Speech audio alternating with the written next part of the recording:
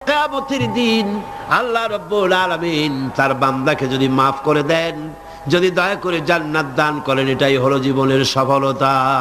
সুবহানাল্লাহ। আল্লাহ পাক বলছেন সাফল্যের কোরআনী ধারণা ভিন্ন রকম। সূরা বাকারার প্রথম দিকেই বলা হয়েছে জীবন সফল হওয়ার জন্য কি কি করা লাগবে। আল্লাহ